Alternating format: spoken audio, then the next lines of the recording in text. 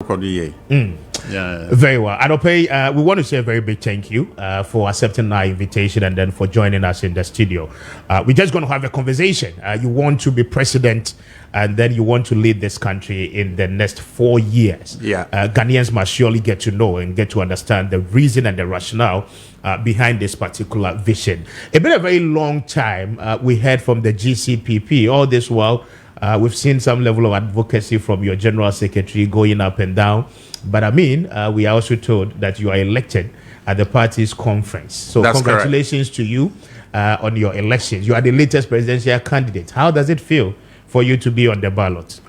It's quite surreal. Well, you know, I should say. I mean, Kessben. It's taking some time to sink in, but it still hasn't sunk in yet because, I mean, you know, these are new grounds and new territories that one has to, you know, take seriously, because to be the president of this august country, you have to be very on point and very much on time at all times.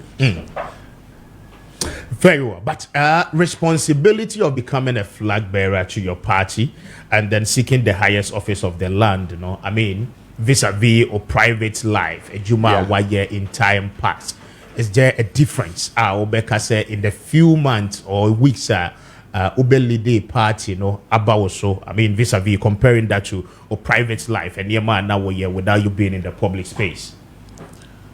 Well, I mean, career-wise, I'm an independent financial consultant, and the thing is, I've been trading in the UK for quite a long time. I mean, I've lived in the UK for 40 years, so I've got for 40 years. Yeah. That's quite a lot. Well, I mean, yes, because it gives you exposure as well, so you tend to understand.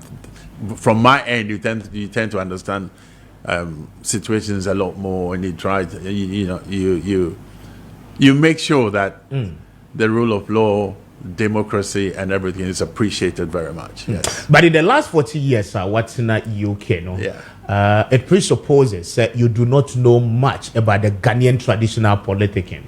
Well, I like that. I mean, I like that question. I mean, those who do not know, my father was a late Dan Lartey. Okay.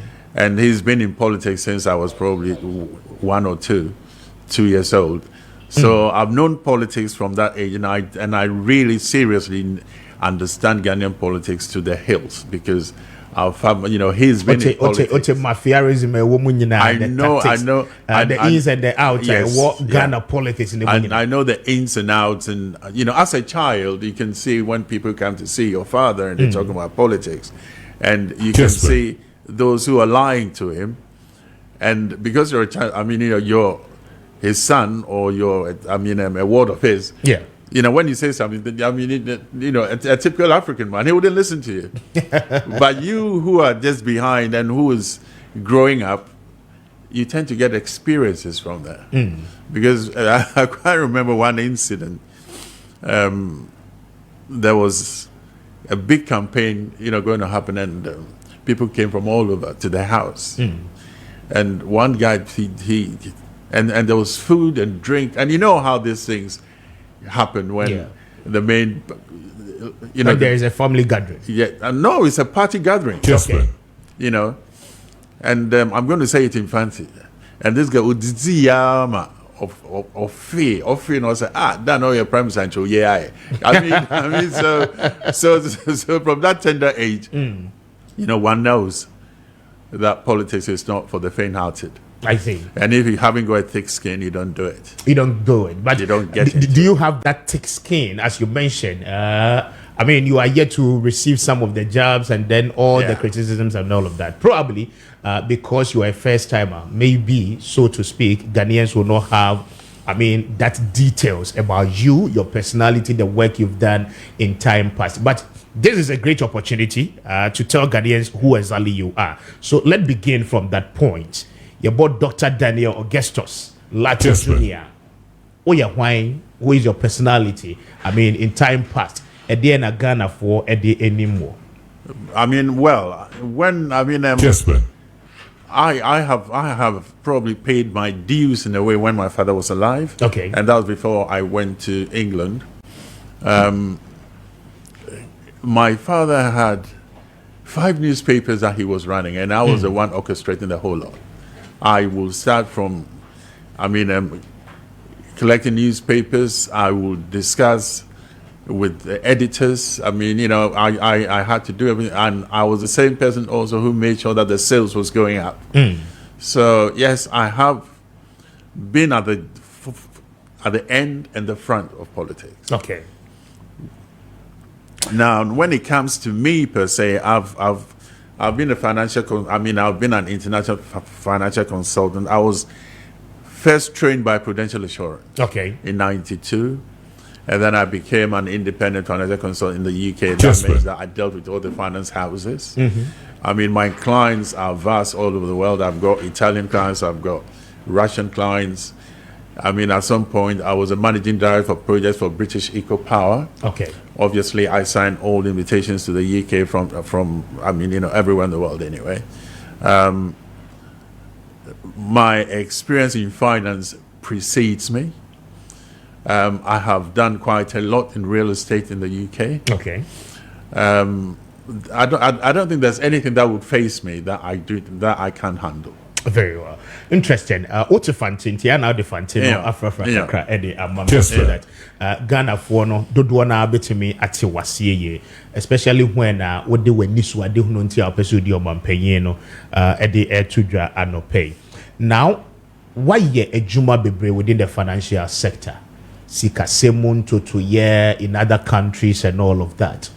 Why do you want to be president? Why do I want to be president of this beautiful country? Exactly.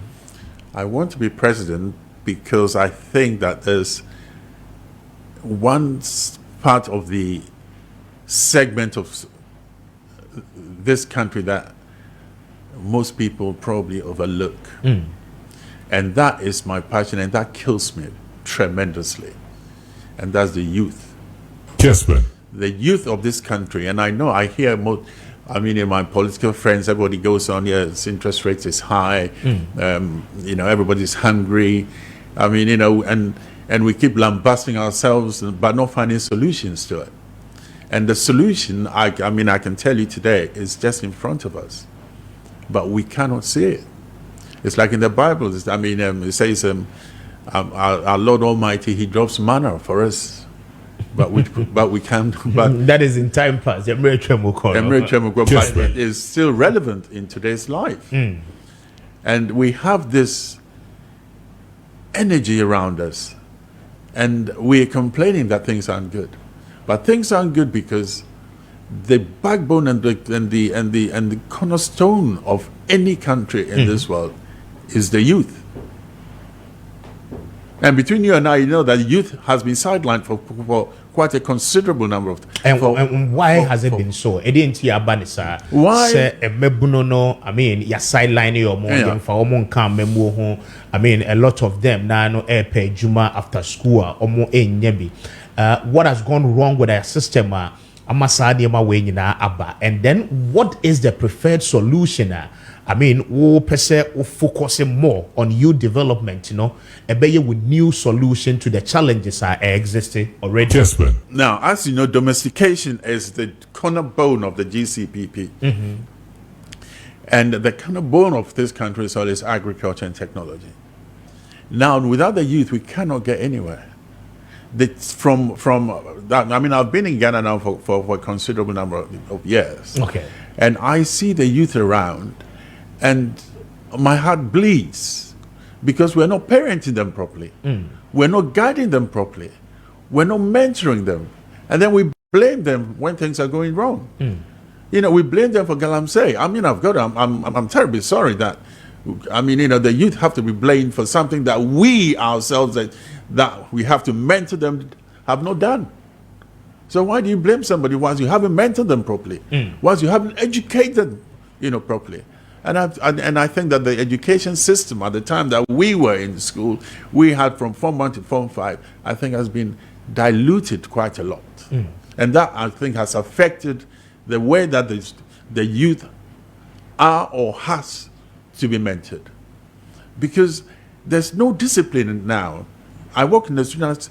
I find it terribly difficult. In our time, there was, I mean, somebody that you don't know have seen you doing something like he can grab you and slap your ass. Sorry, if I say slap your bottom, and your parents will not say anything because you need to be. I mean, you need to be disciplined. There's no discipline, and if there's no discipline, the youth are everywhere. Or I mean, I will single-handedly, if I don't get any support, I will single-handedly mentor the youth. But if it is about mentorship there, you don't necessarily need to become a president.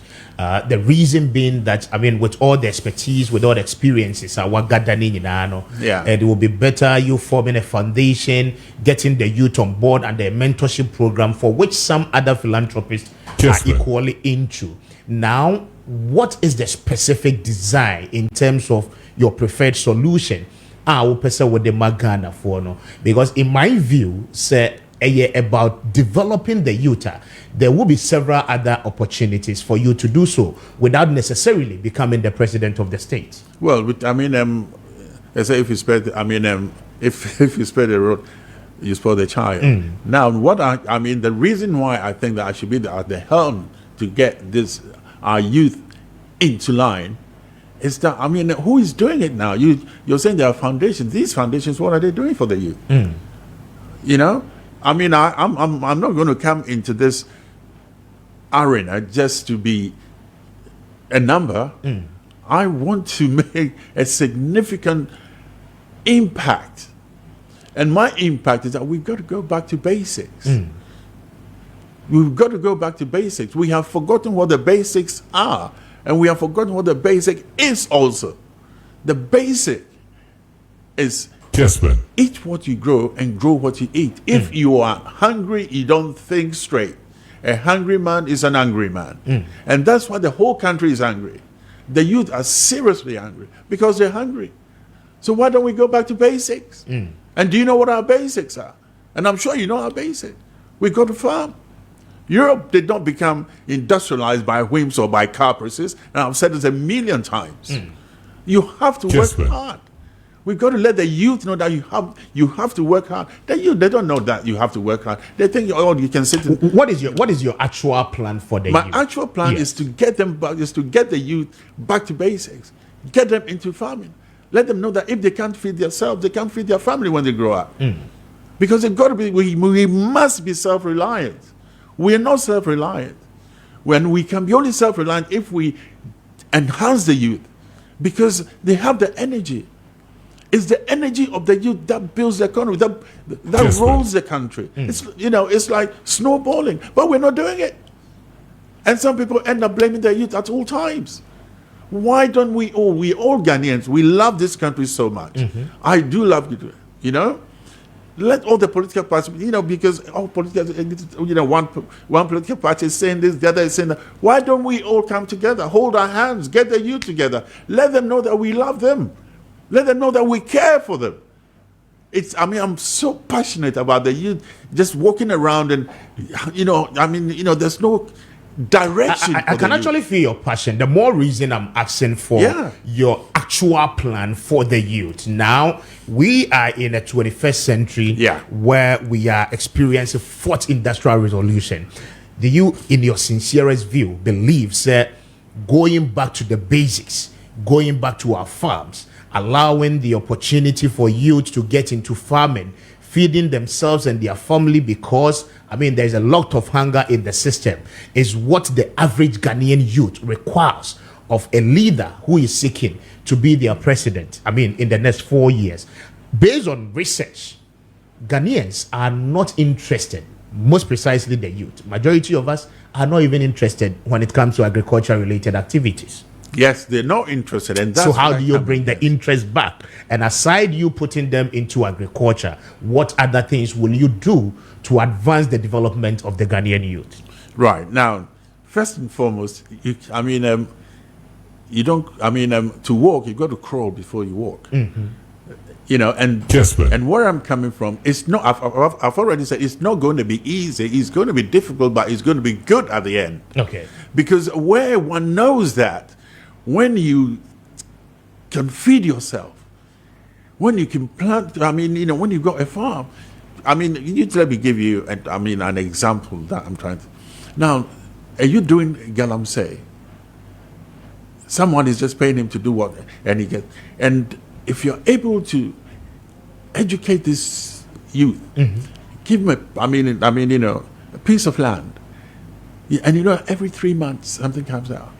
Pepper, you can have pepper. You can have garden eggs. You can have, and that's where you have to start. If you don't do the hard work, you're not going to achieve what you want to achieve. And we will still be importing tomato from somewhere else. We will still be importing, onions from somewhere else. Your opponent, Dr. Bawumia, who is the vice president, is promising, to train 1 million Ghanaian youth in digitization and then IT-related programs. Have you thought of that? We have, because if you have a look or listen to some of my interviews, we are collaborating agriculture and technology. Now I'm just going to have a throwback in the 70s in the Kessben regime. Okay. Now I can't remember because I was growing up. My dad was head of government business. Now it was the first time that Ghana, this is our country, Ghana, exported maize under the Operation Feed Yourself scheme. Okay. And the Operation Feed Yourself scheme, at the same time, delivered Dansoman. So that became part of it. So Operation Feed Yourself, we started feeding ourselves. And you know what? I heard my dad was talking. He said, they got the military to our farms. They got the police to our farms. They got, the prisons to our farms. And all the schools have school farms. Tell me if there are any school farms now. No! That's where the discipline starts. And if we have that discipline, our youth will be a very happy lot. And if in the 70s, they can do it in the 70s, why can't we do it now with technology? I have got financiers already in town. I'm not sitting there telling you things that I cannot do. I've got American financiers in agriculture in town already. I've got Ukrainians coming to set up, companies here. If you go to Ghana Free Zone or GIPs, they will tell you. I roll there quite a lot with investors. I've got Polish investors come to, into cocoa plantation. Cocoa is down. But do you know now that cocoa, some time ago, cocoa will fruit in about 3 to 5 years. Cocoa fruits now in 2 years. So what are we waiting for? Tell me, what are we waiting for? So under Dr. Lartey's presidency, agricultural domestication will be a flagship program. But there are several sectors of our economy. Now, whilst you are focusing on your flagship program, how do you make sure that you touch base on other sectors of the economy? What is your plan on education? What is your plan on health? What is your plan or policy on energy? And all these sectors will come together, to ensure that the basis where you want to drive us towards will be something sustainable. Because if you want to industrialize, you must ensure that, your energy policy is up to date and it's on point. You are making sure that you have the light on 24 hours in a day. So how do you intend to achieve successes, in most of the sectors that are very critical to your vision? I'll make it very simple. I'll make it very, very simple. How do you industrialize if you're not farming? How do you industrialize? Where do you get revenue from? Europe didn't, industrialize by just, adding other bits and pieces to it. You have to start from basic. If you can feed yourself, what it is left, then you get revenue for it. But when you're not getting revenue coming in, how are you going to fix these things? How are you going to fix the country if you're not getting revenue coming in? How can you fix the country if everyone in the streets are hungry and are angry? They just demonstrate. And I find it terribly difficult. I drive in the streets and I sit in the car. Someone will just come and knock on the window. Asking you for handouts. I was at Usu supermarket. ShopRite, and I keep saying this. And the guys, as soon as they tell me, I'll park you, and I live in Usu. Okay. And they do know me, but they follow me. So I parked the car. I got 10 of them. I said, look, let me ask you, man. Why are you? They said, well, we have to, do that. And I said, look, you're a young man. I'll tell you what I'm doing. I'm going to take you. If I've got a farm, I'm going to take. You know what they said? I said, please. We will go to the farm and work. And one of them said, "I'll plant salad leaves for you never believe." Look at the, look at the enthusiasm on the street. Kessben. And then we keep. I find it difficult whilst we're not, engaging the youth properly to understand that it's them who are going to take over from us. So if we don't do it properly, this country will go down the tubes. I'm sorry. Our ideas on health, our ideas on technology, our ideas on, solar, will all go down the tubes because we cannot sustain ourselves. We ought to be self-reliant. If we are not self-reliant, trust me, Speaker, we are down in the bottom. We have to be self-reliant. We have to feed ourselves. And by feeding ourselves, it means that you're taking care of the home. Charity begins at home. Where do you think charity begins from? Please tell me. Where do you think charity begins from? It begins from the house. It begins from home. Yes. So if the home is not good, it's not going to happen. We can say what we like. We can say, bureaucracy is all over the place. I will take care of bureaucracy as well. I will get funding for the youth into agriculture. The students from tech, students from Legon, I'm all over the place in agriculture, and they're not even, touching the ground. Why don't we get them together? Kessben. Why don't all the political parties? Why don't we all set up big farms for them? Why don't we set up farms, teach them how to farm, and then add technology to it? If you were the president, like President Akufo-Addo is, what would you have done with a policy like planting for food and jobs? I think that was a fabulous move. But, you can tell me, and I know that, it's not taking off the way it has to take off. I'm asking because we're interested, in agriculture, how we can turn around how agriculture. You can turn around that. Yes, in making sure, say, the agric sustain your economy. The more reason why I'm asking you, say, if you were a president, like President Akufo-Addo, a policy like planting for food and jobs would have done the magic for you. Listening to your assertions and then the vision I will espouse, So the question is that, what would you have done with such a policy? Because already it's in the system. I'll tell you what I'll do. I'll engage the military. Because the military farms, I don't think that they are farms. I'll engage the military into farming. I'll engage police into farming. I'll engage, the warders into farming. All sectors of government, I'll engage them into farming. Kessben. Because if it can be done in the 70s, man, look, tell me, man. You implemented policy in a year now. I don't think it has been implemented properly. The way the president wants it, I don't think people understood it. But in my tenure, you're not going to believe it. I went to Amanfu Boys. I was reading. I was 6. I know how to use the cutlass. We planted. And the school has school farms. Kessben. I see. And we had school farms. People said, I can weed from here to Swedru. I see. Then you're a great farmer. Check. Every boy said, "What my yado? On your Sandoa, enko class. If you class, then you go and plant. Seeds. And those things, if you are a president today, what the ninja back. I will 100% just to ensure that you are instilling discipline in our youth. Yes. Let's talk about economy. We're a financial expert. Consultants. We're dealing with a lot of individuals and countries across the globe. The current status of our economy, right?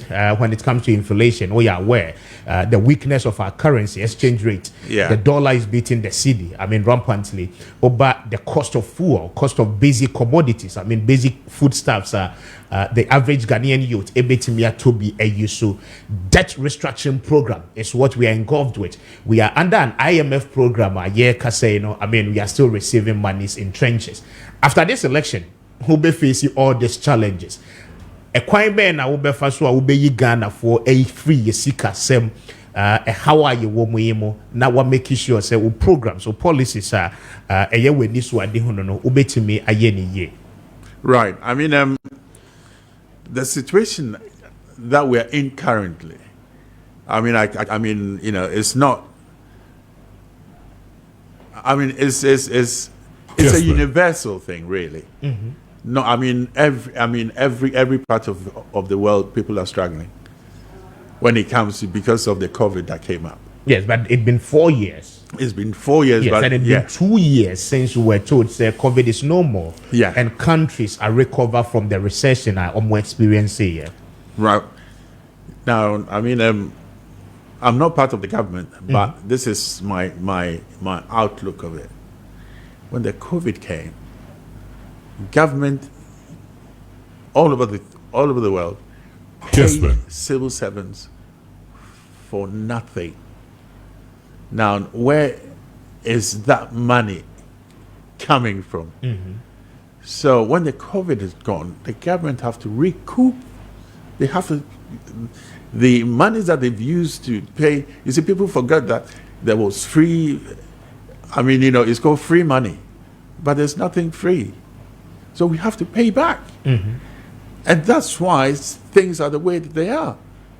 No, but paying not- back, no, you it's, see- it's 2 years not enough because in time past, I mean, you had COVID-19 levy, and even Yeah. up to today, We're still paying the on levy. course, Yeah. paying the levy, and see, that cannot be an excuse. I mean, we were told, say, you introduce e-levy, probably, I mean, ebe solving the challenges. I mean, ebe boa show up government revenue mobilization. The question is that we've done the payment. The promise was that you e-levy Ghanaians, both formal and informal sector, you call IMF, yet we are at the IMF. And see, almost all the preferred solutions are abided to acquaint to ensure that you bet me free the economic challenges mono are still pertaining. The taxes are there, but the challenges are not changing either. And see, what do you envisage? Because problem need the Yeah. but we need the actual solution. You need And a what will be solution your to it. actual solution to all of this happening in the economy? Right now, I mean, I'm not part of the government, so I'm not going to defend that. But what Yes, but you are seeking to be the next president. Yeah, but what I'm going to do is, I mean, like I said to you Kessben. earlier, I have investors and I've got financiers who are so much interested in Ghana because Ghana is a gateway, as far as I'm concerned, to Africa. Our democracy is one of the best in Africa, and I have got financiers. I mean, it's not everything that I can tell you live on radio, but I have financiers behind me who will change this country's economic woes and put our energies behind the youth to build a better Ghana. I have the solution for it. I will tell you. What are the solutions? I believe say Ghana and Ibia Yeah. will be much interested in knowing that particular solution. As much as say what investors are, I mean, when you become the president and there, I mean, you open up to them, they are willing, say one more the foreign direct investment, ebeba Ghana, no.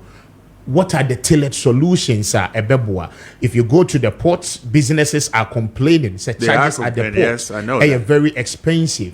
Now the average Ghanaian is telling you electricity, water, everything is expensive. Fuel is expensive. The dollar to the CD rate is very bad. What is your plan for all these things?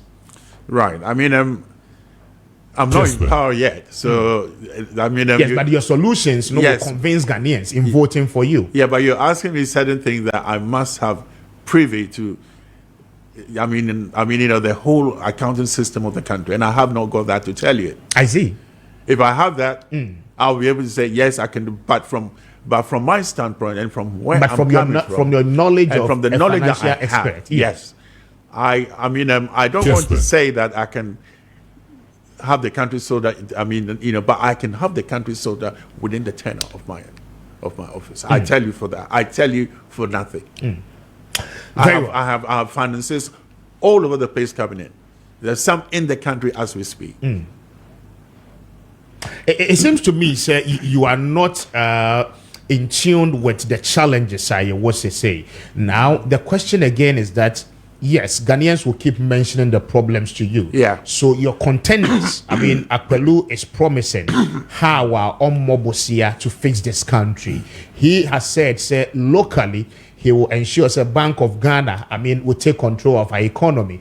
Anytime our government needs a shore up, the Bank of Ghana will have to step in. Akbalu of the LPG is telling you again, I mean, there will be some money so betia at the unemployed youth, so that, I mean, when it becomes the burden of government to cater for those who are not employed, you will be pushed to, I mean, create jobs for the people. Job creation is a thing. As I say, you know, a lot of the researchers are telling you, say, Guardians, Juma Aye. What is your model in creating jobs for the people? I think you want me to go back to what I said. I mean, job creation is is my number one goal, and without the youth, you cannot do this. I'm telling you again.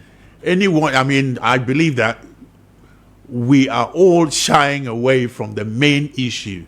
That without the youth, we cannot do anything. I'm telling you. No matter the, I mean, you know, what you're going to pay the youth, if, I mean, you know, if they're not working, certain politics, if you look, the UK system is called a welfare system, and it didn't happen just by whim, or it didn't happen. It is hard work, and you need to look. I will say it again, and I know that, I mean, most people agree. You need to farm, because if you're hungry, you can't think. We need to farm, and we must smell the coffee. We're not smelling the coffee. We think, oh yeah, I come into power now, I'll do this and I'll do that. You cannot do it. If it can be done, NDC would have done it. If it can be done, MPP will be doing it. The main crux of this matter is just the engine of this of this country is the youth, and we're not utilizing it. Yes, but so how are we going to do it? Your contenders, you know, utilizing the youth, you know. Former President Mahama in the NDC is promising a 24-hour economy. They are proposing, say, there ought to be a shift where people can work, I mean, 3 times on a row in a day within the 24 hours, until 8 hours each for a shift. Now, you come back to the context that it will allow a lot of people the opportunity to have access to jobs. It will equally allow the private sector to come in. Can I come in? Would that be a good model in resolving some of these unemployed challenges? Speaker, can I come in, please? I don't know how to say this for our generation to understand how the youth have been sidelined. I cannot, and you know, I'm looking at this thing and I'm getting furious, really, because we're not looking. You know, the solution is in front of us. 24-hour economy, yes, it's good, but I mean, how? Look, these guys are not working. How are you going to do it? Let's get them. Let's go back to basics. Creating jobs is going back to basics. Speaker, I find it difficult though. I'm out on your guru. Comes in your bowl. Come to Biara. And I say, well, now you can, yes, your interest rate. Now, it's all irrelevant. Come to Nipa. And a bobo about numbers. But numbers, my man. And the medizzi. About numbers, or chede medizzi. Medizzi. Emma Michel. Into the core of it is, that's why I say we have to go back to basics. See, I'm going back to basics. Obey is no. You're very important. The man, but Krona say Ghana crow hey. You import tomato. You badam. You import onions. You badam. And I was sorry. I was say, oh yes, you know, I've got to sort. Please, let's fix our house first. Charity begins at home. Let's do the needful. If the Lartey in the 70s can, with the Achempo regime, can export maize, and technology was not as it is now, and if they can do it with technology, with, I mean, you know, we're marking time. We're not even marking time now, no. You are talking about agriculture, but I mean, typically, pay a lot of arable lands are as a That's country, correct, yes. Yaseno with Galamsey, cocoa production are performed because people are not interested. With farming, because they have told you, say, in time past, cocoa proceeds, no, the needed benefit.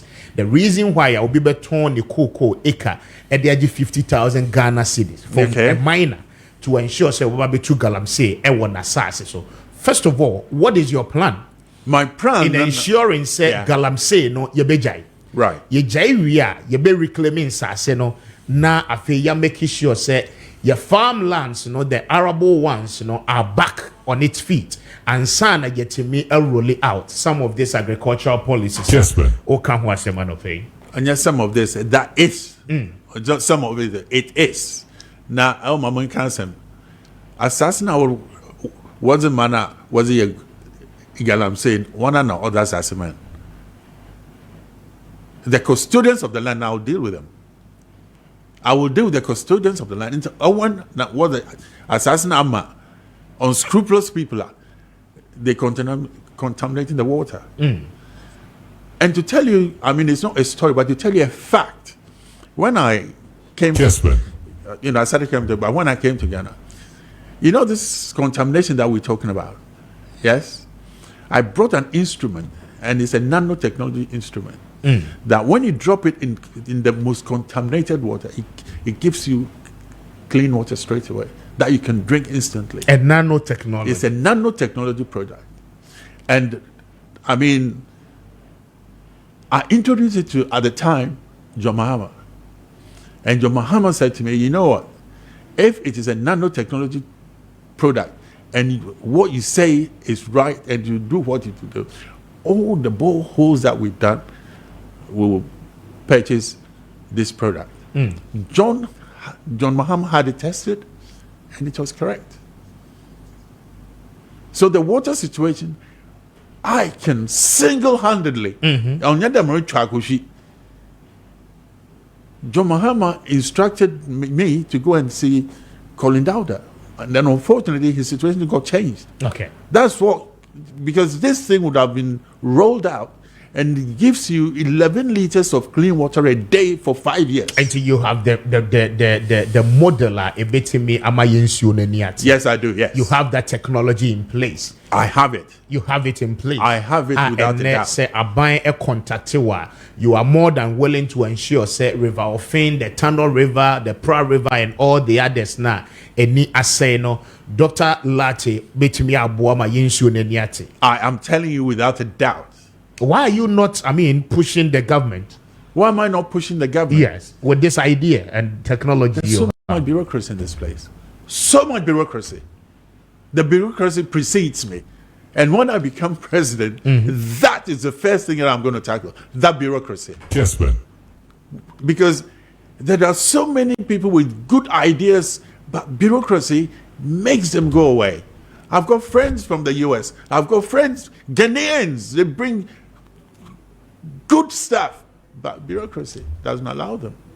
And I will make sure. Have you made an effort and then you were not given the opportunity? Well, but why would I say to bureaucracy? Meeting the president or the vice president or a minister who is in charge of the lands and the natural resources? Why would I say bureaucracy? I'm with John Mahama. He said, yes, it's a good product. He asked me to go and say, at the time, Colin Dowder. Then the situation changed. So mine is, whatever a particular party is doing when they're out of office, please, let's continue it. Very well. Let's continue it, I would say. I'm wrapping it up with you. You are which position on the ballot paper? And then I will allow you the opportunity to speak to Ghanaians in just about 2 minutes. Your flagship programs and then the reason why they must consider you as a choice for the seat of president. And then you tell them what position you are on the ballot paper so that, in the next 30 days, if they are to cast their vote, they will equally have you in mind. Right. You can all hear me going, having a go at speaker about the youth and